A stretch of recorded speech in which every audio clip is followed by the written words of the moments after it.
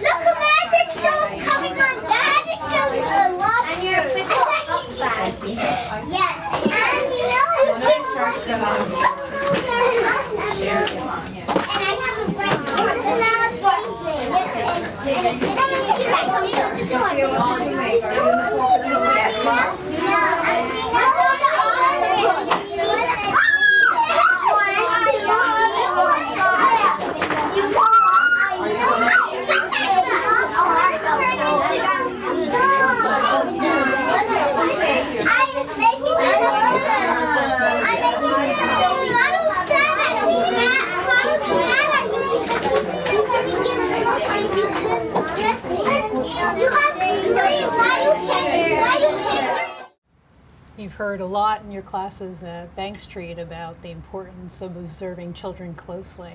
What did you notice with this child's play? I thought it was interesting that she was playing with the dinosaurs that looked like almost cartoonish. Meanwhile, there was a bucket of realistic-looking animals right next to her, so that kind of stood out to me almost as if the cartoonish nature of the dinosaurs made them either more appealing or a little bit less scary to play with.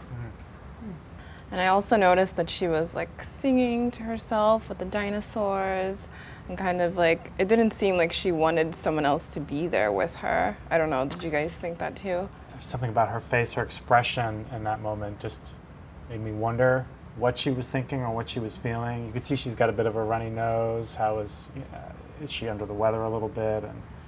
But then she kind of goes back to her play. I would want to know, from you, what would you feel compelled to go over and ask what she was doing or how she's feeling or what she's thinking about in that moment even?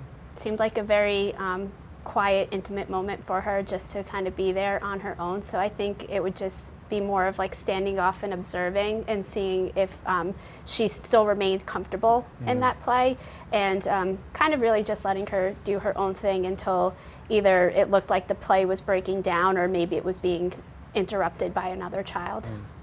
Sometimes when I go up to children, if they're playing alone, sometimes I would ask them, oh, what are you playing? And I could sense that they kind of just want to be left alone. Sometimes I would think, oh, they're lonely, let me go play with them. But sometimes it's just like, no, they do want to play by themselves. So there are times when you clearly get the sense the child wants to be alone. How do you gauge what that tipping point is of this is a child who needs some help with socialization, or this is a child who needs her play moved along a little bit? Through frequent observation and, it's the name of the course that we take, but observation and recording. You write down what you see, you make a note of what you're observing, and then you would look for patterns. Just thinking about the 2 bits of data that we have about this child, we did see her sort of engaging or trying to engage with 2 other students during the puppet shows. I would also just look for cues. If it looks like she seems content playing on her own, then just observe it a little bit and see how it progresses. But a lot of times kids kids will give you a little bit of a tell that they're trying to figure out a way to get into somebody else's play, and it might just be kind of like constantly looking over at what other kids are doing, or even kind of looking towards you for help. So just like looking for those cues that they might need a little extra assistance. Can you think of some specific ideas you might use to extend her play? Maybe giving her some more materials that she might want to play with, suggesting that she plays with more materials to have her more engaged. Yeah, maybe trying to, like you said, watching for those cues. Is she seeking out play with another student, and if so, is there a gentle way to maybe create a bridge between them? Suggest, oh, somebody else likes dinosaurs. You could, would you want to try this with them? Or, again, if that seems like it's something that's warranted or desired.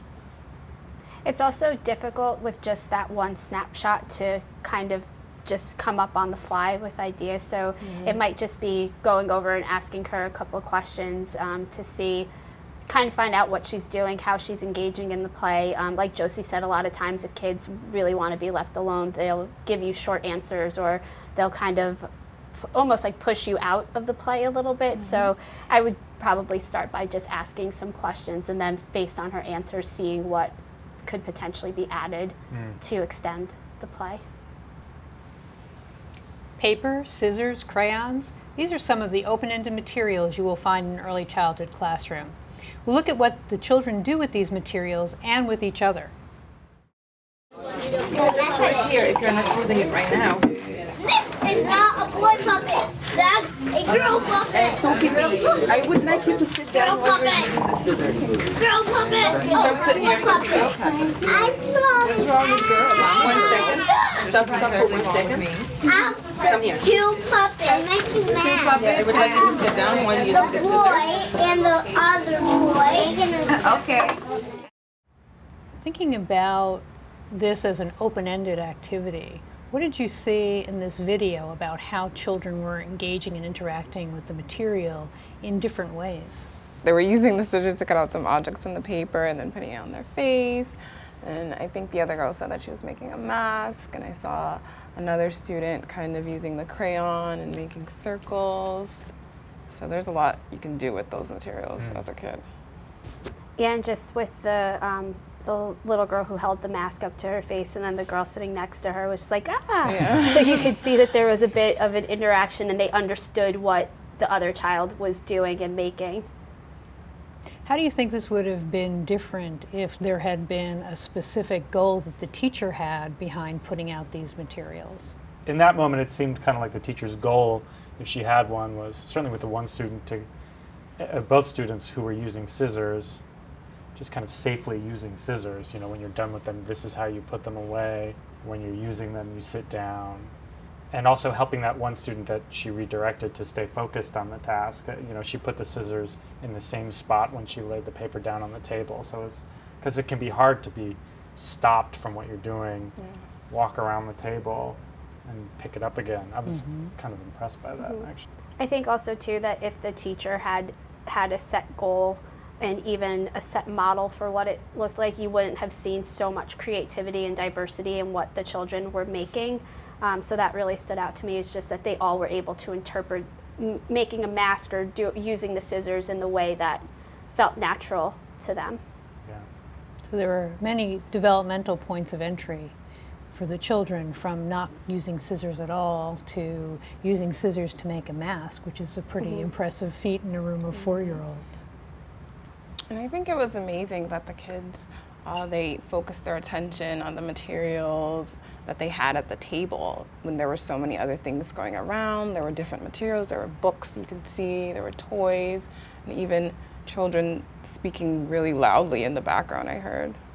I thought about that too with the girl with the dinosaurs, that a classroom is can be a wild place, and lots of, you're surrounded by sound and sight, and yet children do find a way to immerse themselves in the task at hand.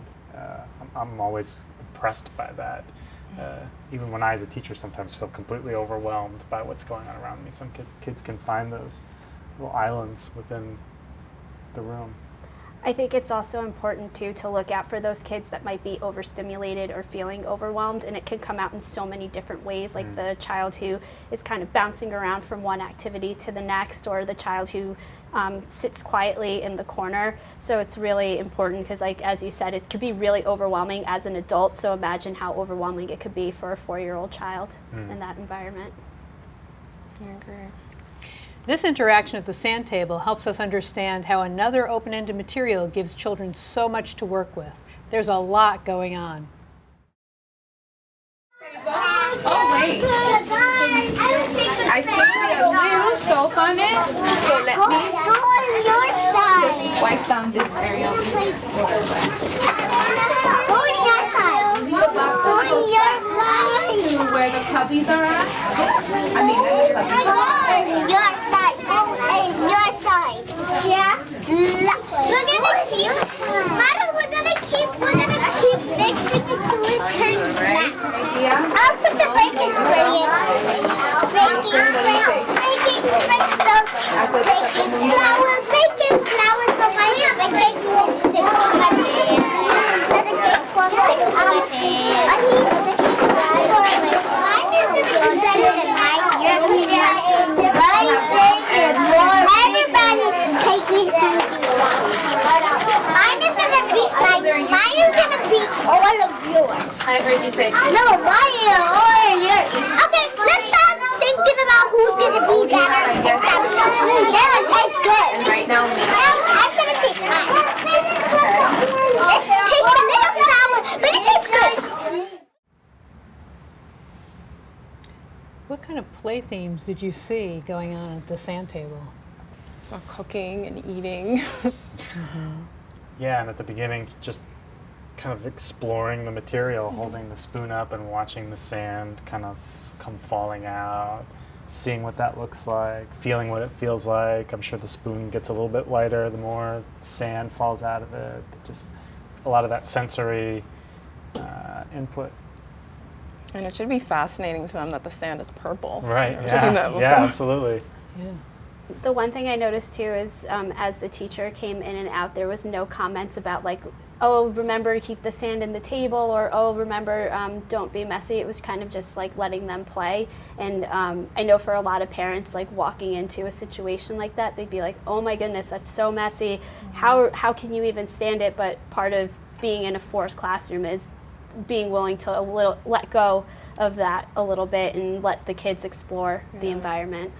Yeah, there were a few more moments of conflict there too, and there was no teacher involvement. They pretty much worked it out themselves. Another thing a parent might, or another adult might think, oh, I need to resolve this fight, but they can kind of work it out themselves. I think everything went smoothly after that. I don't know, they kind of just stopped bickering and kind of like arguing with each other, and they just started playing. I think they kind of settled on something that they agreed on. Yeah, they came to a compromise and figured out how to make sure that everyone was still able to participate. Nobody was asked to leave the play, or nobody stormed away from the play, so it was a really productive problem solving. It raises for me the ideas behind trusting the children. Can you comment a little bit about that, about trusting the children in their play? It's kind of giving them room to breathe and be themselves, and that's how they will learn, is through negotiating those moments. I certainly, especially throughout the student teaching process, I think you're constantly aware that maybe you should be doing something, but doing something isn't always the best thing to do. Sometimes it's better to not do. And I personally found that was a hard, it can still be a hard thing to come to terms with. Mm-hmm. Yeah, I agree. I think I learned through student teaching, especially with pre-K children, it's best if they learn how to resolve their own conflicts. It's not like you have to go up to them and try to resolve it for them, because if you're not with them all the time, how are they ever going to learn how to resolve their own issues? I think another important aspect of that is just it shows them that you do trust their ability to make decisions and to work things out. And that's a large part of what they'll need growing up, is the knowing that they have trusted adults around, but also knowing that they can trust their own abilities to work through things. So what were your takeaways from this section on early childhood materials? One of my takeaways was that it's important to have a large and diverse group of materials available to the children, because not everything is going to appeal to every child. So making sure that there is materials available that all children will be able to engage with. That ends part 3 of our early childhood series. Thank you for joining us. We hope it gives you ways to think about your work with young children. And for more information about our graduate programs, go to bankstreet.edu.